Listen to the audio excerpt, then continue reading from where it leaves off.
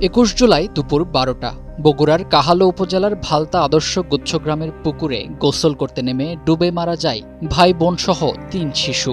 ৮ বছরের ফাহিম, তার ৫ বছরের বোন সুরাইয়া এবং ৬ বছরের জাকিরুলকে দীর্ঘ খোঁজাখুঁজির পর নিথর অবস্থায় উদ্ধার করেন স্থানীয়রা।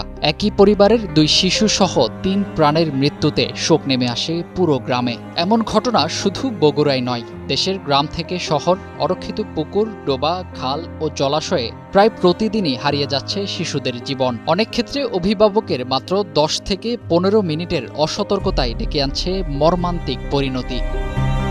বিশেষজ্ঞদের মতে, পানিতে ডুবে শিশু মৃত্যু প্রায় পুরোপুরি প্রতিরোধযোগ্য, অথচ জাতীয় পরিকল্পনা, পর্যাপ্ত বাজেট ও স্থায়ী কর্মসূচির অভাবে এটি নীরব মহামারীতে পরিণত হয়েছে। এমন বাস্তবতায় ২৫ জুলাই পালিত হচ্ছে বিশ্ব পানিতে ডোবা প্রতিরোধ দিবস। ২০২৬ সালের প্রতিপাদ্য unite to turn the tide. জাতীয় ইনজুরি সার্ভে, বিশ্ব স্বাস্থ্য সংস্থা ও ইউনিসেফের তথ্য মতে বাংলাদেশে প্রতি বছর প্রায় ১৮ থেকে ১৯ হাজার মানুষ পানিতে ডুবে মারা যান। এর প্রায় ৮০% শিশু। বছরে প্রায় ১৪,০০০ শিশুর মৃত্যু হয়, অর্থাৎ প্রতিদিন গড়ে প্রায় ৪০ জন শিশু প্রাণ হারায়।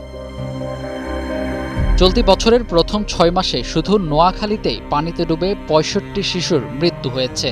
বিশেষজ্ঞরা বলছেন, সকাল ৯টা থেকে দুপুর ১টার মধ্যে ঝুঁকি সবচেয়ে বেশি। অরক্ষিত জলাশয়, নজরদারির ঘাটতি, সাঁতার না জানা এবং সিপিআর সম্পর্কে অজ্ঞতাই প্রধান কারণ।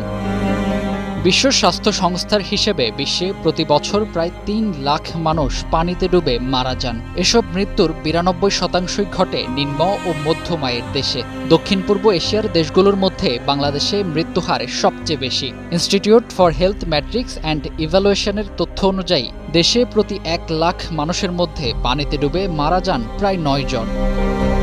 গবেষণায় দেখা গেছে, আঁচল শিশু যত্ন কেন্দ্র ঝুঁকি ৮২% এবং জীবন রক্ষাকারী সাঁতার শিক্ষা ৯৬% পর্যন্ত কমাতে পারে। তাই জাতীয় নীতি, পৃথক বাজেট, জলাশয় ঘিরে রাখা, দিবাযত্ন কেন্দ্র বাড়ানো এবং স্কুলে সাঁতার শিক্ষা বাধ্যতামূলক করার তাগিদ দিয়েছেন বিশেষজ্ঞরা।